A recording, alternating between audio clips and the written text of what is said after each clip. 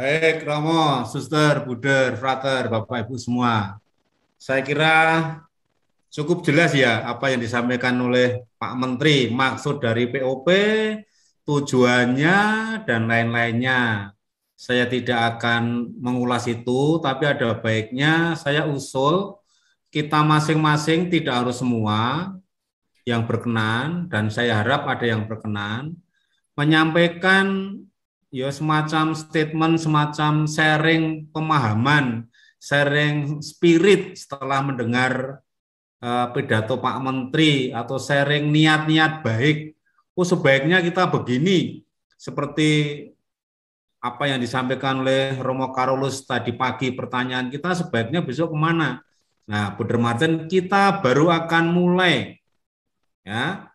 Kita 3 tahun kalau berhasil, karena dievaluasi tidak hanya di akhir, evaluasinya juga evaluasi proses. Di tengah jalan kalau tidak ada perkembangan, tidak akan sampai juga tahun 2023. Nah, maka ini menjadi gerakan bersama, bukan hanya gerakannya Yayasan Pangudiluhur. Enggak, kebetulan saja Yayasan Pangudiluhur yang mengajukan proposal disetujui Gajah untuk SD, Gajah untuk SMP. Lalu kita bersama Pangudiluhur bergerak bersama-sama. Saya kira itu poin penting yang saya sampaikan terkait dari pidato Pak Menteri tadi. Ini yang saya maksud sharing pemahaman, sharing semangat seperti itu. Silakan semuanya berpendapat kalau ada yang mau berpendapat. Sebelum saya menyampaikan teknis, silakan. Saya tidak akan komentar, saya tidak akan catat sendiri-sendiri ya. Oke, Mbak Vero. Ya. Untuk literasi itu dulu di tempat kami memang ada 10 menit setelah masuk anak-anak itu membaca.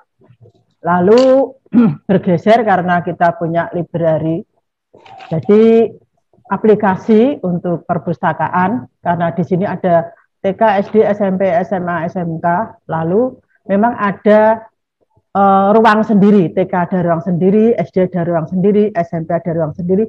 Lalu untuk mendownload e-book itu juga banyak dari dinas, jadi gratis, tidak memakai biaya. Nah, dengan begitu, itu perpustakaannya bisa diupload dari rumah melalui HP. Lalu mereka yang tidak punya HP memang datang ke sekolah, diantar jemput oleh orang tuanya. Tetapi juga harus selalu digerakkan. Ya, kalau nggak digerakkan itu memang kesulitan. Mungkin dari anggota grup ini mungkin punya cara-cara yang bisa menggerakkan untuk yang efisien lebih baik. Begitu, Bu Der. Baik, Bu Vero, sharingnya untuk saling mendorong agar kita dalam konsorsium ini punya kebulatan tekad yang sama, karena kita jaraknya berjauhan. Hanya tongkat dan apinya sendiri-sendiri yang akan bisa membakar semangat kita bersama. Silakan yang lain. Ya, benar. Oh, ini Romo atau Bapak ya? Pak Pratik. Oh ya, Pak Pratik ya. Dari JPAK juga. Oh ya, Pak Pratik, JPAK Semarang ya. Setelah mendengarkan pidato Mas Menteri tadi, saya setuju sekali dengan 6 hal yang akan dicapai sebagai generasi Pancasila. Pertama tadi berakhlak mulia, itu memang bagus sekali. Tapi tantangannya juga berat, karena semakin terbukanya internet itu, antara lain, tapi berakhlak mulia itu menjadi tujuan utama, itu sangat bagus. Kemudian sebagai generasi penerus harus punya kreativitas, punya kemampuan menciptakan dengan cara-cara lain, ini juga bagus sekali. Kemudian yang ketiga, gotong royong ya. Jadi Tuhan Allah juga menciptakan manusia, kalau sendiri dulu kan kok tidak baik, maka diberikan teman. Nah, sehingga dari inspirasi gotong royong ini, di zaman kapanpun dan semaju apapun, gotong royong itu memang diperlukan. Ini cukup bagus. Kemudian kebinekaan global, itu saya sering ke anak-anak mengatakan bahwa toleransi itu harus diterapkan dan kita itu kan hidup tanpa jasa, tidak bisa memilih kita sebagai bangsa atau suku, maka kamu tidak boleh melakukan bullying misalnya gitu. Ini juga kebinekaan global itu perlu ditingkatkan terus. Kemudian bernalar kritis. Bernalar kritis ini juga merupakan sesuatu yang sangat bagus, punya kemampuan memecahkan masalah tanpa mengurangi hal-hal yang lain, tanpa mengganggu yang lain. Kemudian yang keenam, ini bahwa kemandirian atau independen, ini juga sangat bagus karena saya mengatakan kepada anak-anak, kamu itu kalau bercita-cita tidak usah tinggi-tinggi, tetapi kalian harus bercita-cita itu bisa mandiri, tidak mengganggu orang tua, misalnya, tidak mengganggu saudara, tidak mengganggu tetangga. Kalian punya kemandirian, kalau tiap-tiap generasi muda punya kemandirian, maka bangsa dan negara juga akan kuat. Kalau saya segitu, terima kasih. Baik, terima kasih yang pelajar Pancasila dengan 6 nilai. Yang kelima terkait berpikir kritis nanti yang akan diuji oleh pemerintah untuk sekolah-sekolah kita. Silakan kalau ada yang lain. Ada Romo? Suster Frederica. Ya udah. Menambah apa yang disampaikan oleh Pak Mardi tadi. Dengan mencapai belajar Pancasila ini dari 6 nilai ini, tentu kita ditantang untuk menyusun kurikulum. Supaya tercapai nilai-nilai ini, Buden. Bagaimana untuk kita singkapi ini? Terima kasih. Baik, Suster Frederica, terima kasih. Suster sudah memunculkan terkait dengan kurikulum. Nah, nanti di pendekatan POP, khususnya yang SMP, kita pendekatannya agak sedikit konvensional. Makanya ini para pengurus yayasan kami kumpulkan, kami obo-obo terus, kami isi terus agar para pemangku kebijakan ini, decision maker ini sadar betul terkait dengan kebijakan yang menjadi tanggung jawabnya. Maka terkait dengan penyusunan kurikulum, nanti ada sesinya tersendiri dan itu desain yang memang harus dibuat. Maka kepala sekolah dan wakil kepala sekolah bidang kurikulum nanti akan diundang, ada trainer khusus. Nah, sekarang para pengurus yayasan sudah tahu, nanti ada PR setelah brainstorming ini, akan saya sampaikan PR yang harus dibuat bagi yang belum punya, bagi masing-masing yayasan untuk menjadi dasar atau nilai tambah kurikulum kita. Nanti akan saya sampaikan PR-nya apa. Bagi yang sudah punya, ya tinggal nanti dilanjutkan dan dipikirkan teknisnya. Terima kasih, Saudara Frederica. Nanti kita semua, kepala sekolah akan dilatih menyusun kurikulum khas, seperti disampaikan oleh Pak Nadiem.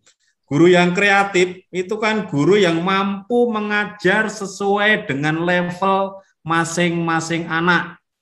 Artinya, anak yang pandai nyanyi, tidak pandai matematika, ya jangan dikatakan bodoh. Anak yang pandai matematika, yang lalu tidak bisa nyanyi, ya jangan dikatakan dia anak yang paling pinter. Padi jangan dipaksa membuahkan jagung, kira-kira begitu. Nah, inilah yang nanti kurikulum karakteristik masing-masing sekolah nanti yang akan kita susun ke sana, Suster. Makasih. Ya, makasih. Oke, silakan yang lain. Kalau saya Brother Yovita. Ya, silakan. Ya, selamat sore Brother dan teman-teman semua. Saya tadi tertarik dengan video yang Papua itu ya. Ya. Yang dimana anak-anak tidak bisa membaca menjadi ada peningkatan. Mungkin di dalam grup kita ini Brother nanti diusulkan di pelatihan kepala sekolah atau di grup-grup kita pelatihan-pelatihan ini, bagaimana supaya guru-guru itu aktif, para kepala sekolah dan guru, di samping membuat anak itu semangat membaca, ada minat membaca itu ya, teknik-tekniknya.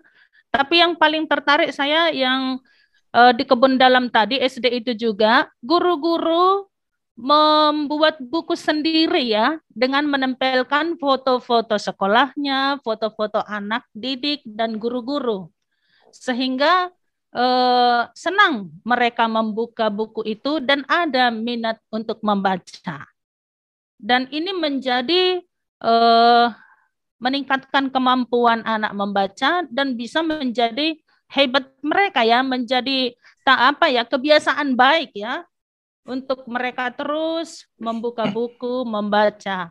Akhirnya meningkat juga menjadi menulis. Setelah membaca, menulis. Maka Bruder, saya usulkan nanti dalam pertemuan-pertemuan, kalau mungkin kami pengurus yayasan saja yang ngomong kepada kepala sekolah, ya boleh-boleh saja. Tapi kalau dalam forum kita, grup yang besar ini nanti, itu menjadi juga sebuah tugas kerja sama kita bagaimana menyemangati guru dan kepala sekolah membuat langkah-langkah itu mungkin menjadi suatu terobosan baik juga di grup ini. Terima kasih, Bruder. Terima kasih, Suster Yovita. Suster, itu kan kalau kita cermati video Pak Menteri tadi, yang satu video anak Papua. Kebutuhannya apa? Kebutuhannya hanya kebutuhannya itu meningkatkan kemampuan membaca. Itu menjadi program. Kemudian yang di sekolah kebun dalam, soal membacanya sudah nggak ada masalah. Tetapi kebutuhannya apa? Yang lain. Nah, inilah nanti yang akan diajarkan dari Suster Frederika soal kurikulum, bagaimana setiap sekolah, bagaimana setiap yayasan mampu membidik kebutuhan anak. Sekolah itu hadir di suatu tempat itu untuk menjawab kebutuhan apa. Nah, itu yang nanti akan kita latihkan. Need analisisnya harus mampu begitu. Kadang-kadang kan kita membawa paket. Contohnya tempat kami.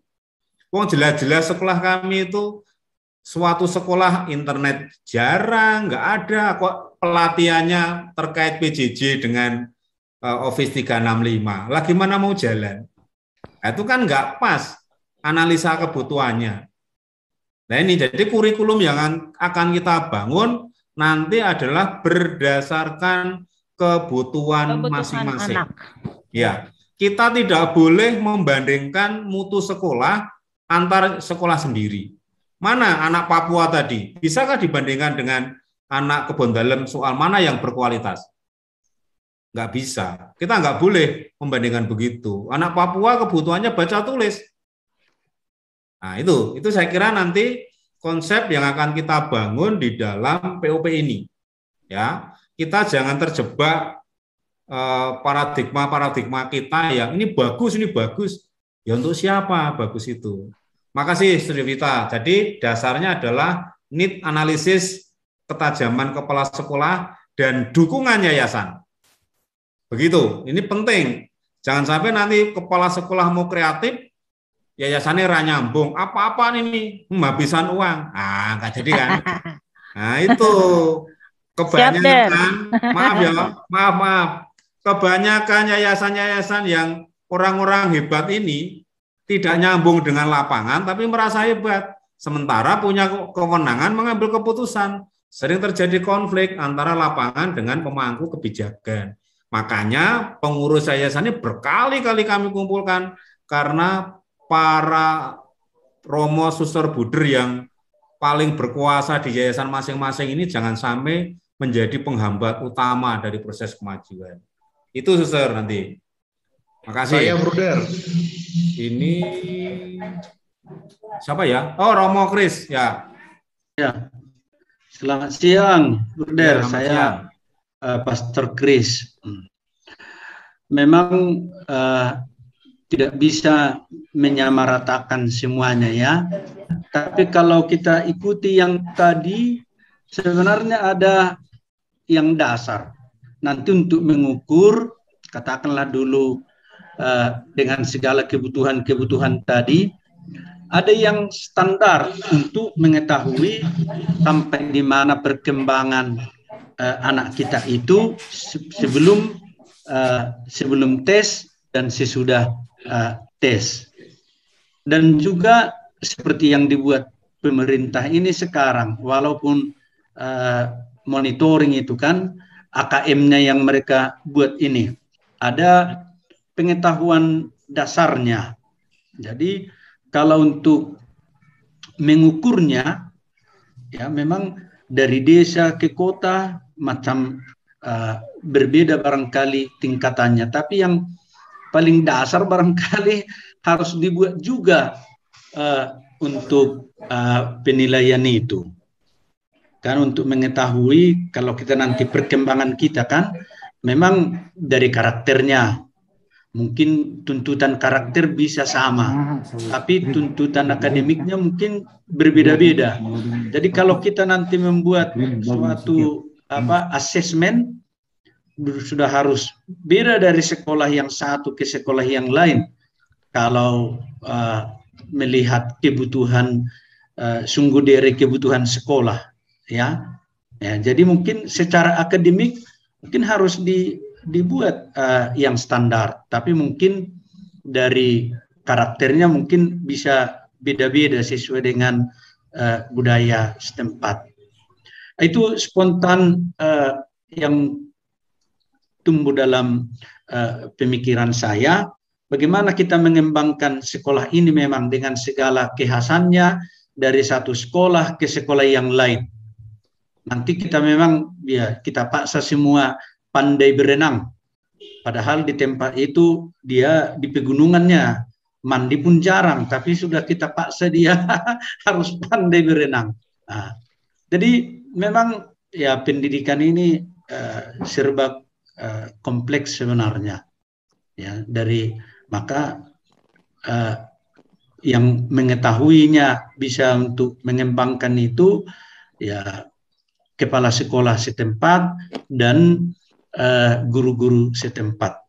Jadi maka untuk pelatihan guru dan kepala sekolah itu ya kepada mereka nanti mungkin harus kita tandaskan juga, tidak menyamaratakan semua peserta didik itu dari Sabang sampai Merauke sama bentuknya.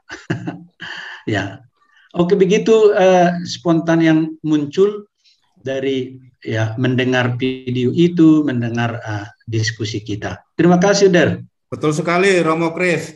Yang harus kita sadari untuk kelompok ini, untuk konsorsium ini, nanti alat tes asesmen yang akan diterapkan untuk sekolah kita adalah yang tadi disampaikan oleh Pak Menteri terkait dengan AKM, AN, asesmen nasional, yang muaranya ke PISA, ya, jangan salah mengerti, jangan salah konsep. Alat ukurnya sama untuk sekolah-sekolah kita ini. Yang karena organisasi penggerak ini, alat ukurnya yang AKM, asesmen kompetensi minimal tadi, lalu asesmen nasional yang endingnya nanti kepada PISA yang meningkat. Ini untuk sekolah-sekolah kita. Bukan soal kemampuan baca tulis. Kalau kemampuan baca tulis tidak sekedar membaca kalimat, tetapi lebih kepada berpikir kritis, sudah setingkat itu. Ya, logika bahasa mungkin sudah, maksudnya ke sana atau kalau itu literasi. Kita sudah selevel itu ya, bukan soal baca tulis permulaan. Terima kasih Romo Kris diingatkan. Baik, ini Pak Romo Sergius. Ya. Ya, saya Romo Sergius. Ya, Romo Sergius, silakan. Dari Sibolga. Mendengar pidato dari Pak Menteri tadi, memang saya sependapat dengan yang dikatakan oleh Suster Frederica tadi ya tentang penataan kurikulum. Karena nampaknya kita memasuki paradigma baru ya dengan apa yang dikatakan oleh Pak Menteri. Ya, bergeser dari penekanan kepada hal-hal yang sangat kognitif kepada melihat apa yang menjadi kebutuhan siswa, kan begitu, untuk dikembangkan. Dan ini saya ingat ada satu tokoh ahli pendidikan lah kita bilang itu yang mengatakan tentang tentang kecerdasan ganda. Anak-anak itu ya harus dididik, dibina, dilatih untuk menemukan kecerdasan-kecerdasan yang mereka miliki dalam diri mereka, tidak sekedar untuk melihat kecerdasan kognitif begitu. Padahal mereka punya kecerdasan bahasa atau linguistik, kecerdasan spasial, kecerdasan kinestetik, musik, dan lain sebagainya. Dan ini yang nampaknya memang banyak di sekolah-sekolah kita memang walaupun ada dalam kegiatan ekstrakurikuler, tapi masih menjadi hal yang sampingan begitu, bukan menjadi hal yang utama. Dan dengan ini saya melihat bahwa memang ke depan kalau membaca kebutuhan anak itu memang harus kita sampai kepada menemukan kecerdasan-kecerdasan mereka yang mereka miliki untuk akhirnya dikembangkan.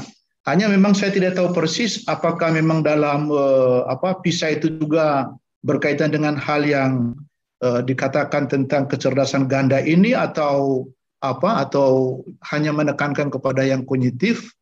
Nah, ini yang saya lihat, mungkin bisa nanti kita suatu ketika mungkin bisa melihat apa-apa saja hal yang ditekankan dalam PISA itu menjadi penilaian untuk kita. Itu sebagai tambahan saja dari saya, Bro Darwarto. Terima kasih. Baik, nanti terkait, baik Romo Sergius, Pastor Sergius, terkait PISA, nanti pada sesi berikutnya kita akan bekerja sama dengan Universitas Sanata Dharma terkait bagaimana kita guru-guru, kepala sekolah, kurikulum menyusun soal yang orientasinya ke AKM PISA begitu, Romo, nanti sudah kami pikirkan ke sana karena memang endingnya ke sana ya nanti. Makasih, nanti dari Sanata Dharma akan banyak membantu kita. Masih ada? Saya, Bruder, kalau ini Romo atau Bapak ya? Bapak Sitohang. Sitohang, oke. Ya, sering mendengar namanya tapi. Oke, karena baik. Saya mengambil satu kunci dari pembicaraan Mas Diem tadi yang diawali dengan adanya perubahan.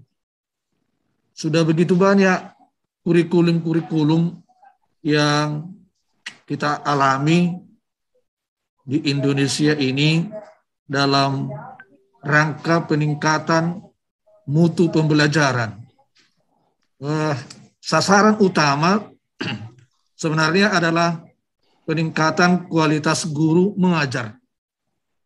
Namun dalam proses perjalanan yang saya alami sendirilah cukup lama menjadi guru, bahwa perubahan-perubahan itu menjadi tidak tercapai karena guru-guru tidak mau berubah, sehingga semuanya menjadi stagnan. Salah satu contoh lah, Bruder dan Bapak Ibu Suster Pastor, sampai saat ini mudah-mudahan saya tidak benar bahwa istilah atau peran fasilitator bagi guru belum nampak di kelas. Menurut pengamatan saya, bahwa guru itu masih mengajar secara konvensional. Fungsinya atau perannya sebagai fasilitator itu tidak dinampakkan dalam pembelajaran. Apa artinya ini? Artinya saya melihat bahwa guru sulit mendapatkan atau merubah dirinya untuk menyesuaikan kepada situasi yang baru. Jadi pertanyaan saya atau ingin saya harapkan dari POP ini, bagaimana kita mau mengubah mindset guru kita ini? Mungkin ya apakah cukup dengan diklat kepala sekolah, diklat fasilitator itu nanti mengubah mindset guru kita, atau mungkin dari Yayasan Penguji Luhur yang sudah sangat berpengalaman punya trik memberikan kepada kami sehingga guru-guru kita mau berubah atau bisa menerima perubahan-perubahan sehingga cita-cita kita ini untuk meningkatkan mutu pembelajaran lewat mengubah mutu guru-guru kita ini bisa tercapai. Itu yang pertama. Yang kedua saya mau tanya juga, karena tadi Menteri mengatakan bahwa mahasiswa akan bisa berperan masuk ke organisasi penggerak ini dengan menghitung SKS mereka.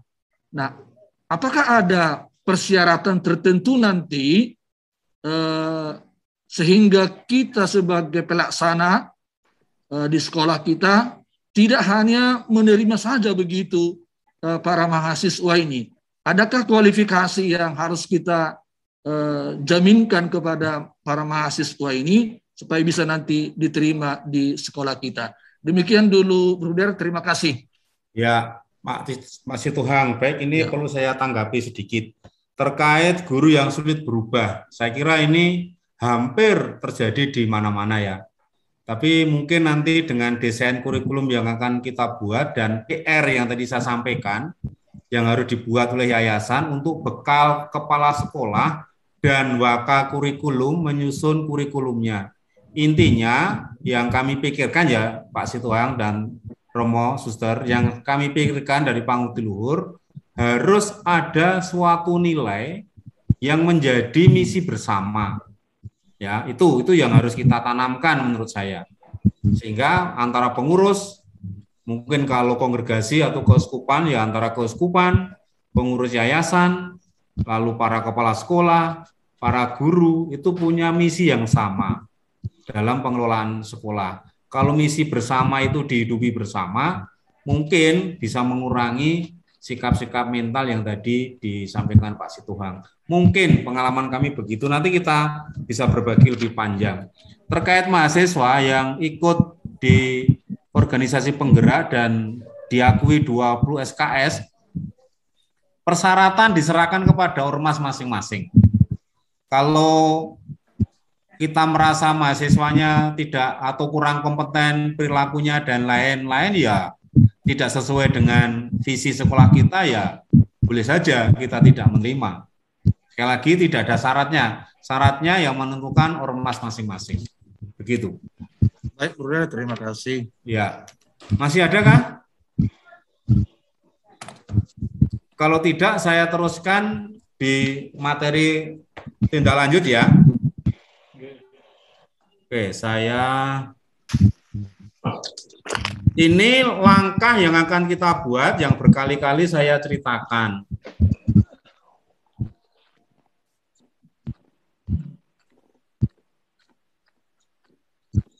Apakah sudah kelihatan? Ya. Sudah, Der. Oke. Nah, ini hanya tujuan POP.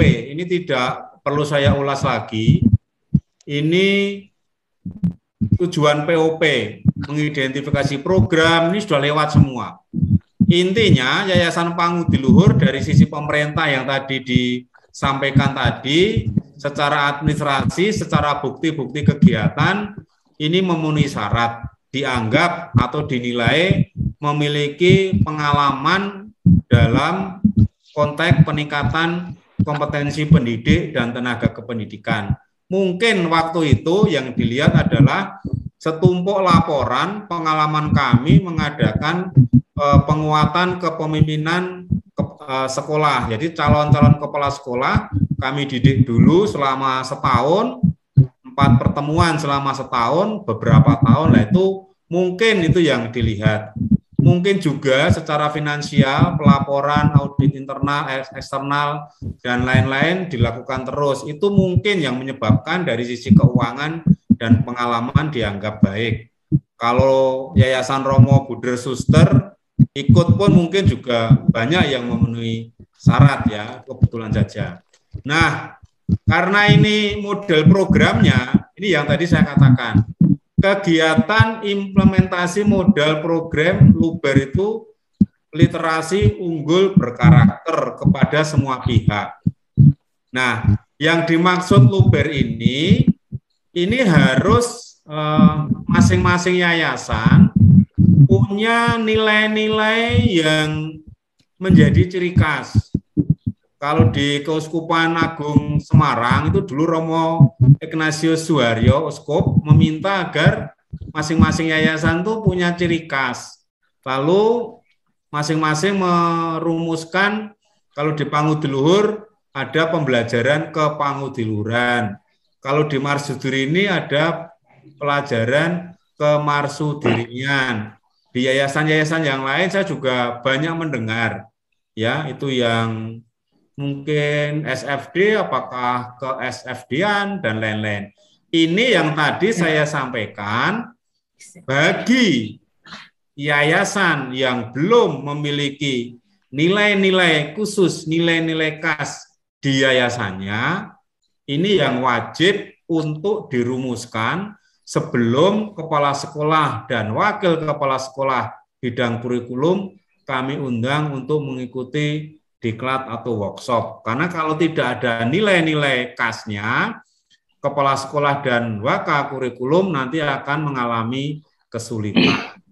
Nah, dari nilai-nilai itu yang nanti akan di breakdown menjadi ke kurikulum, ada ahlinya yang nanti akan membantu. Jelas ya, Romo ya, Suster, Bruder, Bapak Ibu? Mas Bruder. Oke. Bruder, boleh. Punya tinggal dirumuskan atau disiapkan. Yang belum punya silahkan nanti mengusahakan. Bruder, boleh saya tanya dulu? Enggak apa-apa ya? Boleh. Ya, ini kan di sini implementasi model program Lubar. Sedikit sharing saja, kami di Yayasan Paulus itu, saya tidak tahu apakah ini yang dimaksud, mempunyai sejak tahun 2019 itu sudah menyepakati 4 nilai utama yang menjadi nilai dasar, nilai inti dari sekolah-sekolah Yayasan Paulus. Unggul, kreatif, kasih, dan misioner. Memang sampai saat ini kami baru lebih memberikan perhatian pada sisi karakternya. Inkorporasi nilai itu pada kurikulum dalam arti aktivitas pembelajaran ini memang belum sampai pada tahap itu. Lalu pertanyaan saya, Bruder, dengan model seperti itu, misalnya nilai inti kami itu apakah sudah masuk di sini? Ya itu Romo. Romo ya ini ya? Ya. Oke, lihat gambarnya. Ya, betul. Jadi itu yang dimaksud Romo. Persis ya. Tinggal nanti nilai-nilai tertentu yang menjadi tekanan sekolah tertentu di Yayasan Romo, antar sekolah kan bisa berbeda. Betul. Satu mungkin lebih menekankan kepada nomor 1, yang lainnya nomor 2. Tergantung perbaikan yang akan dilakukan yang menjadi keprihatinan di sekolah itu. Saya kira seperti itu. Kasih ya. Gitu ya, sudah betul begitu Romo.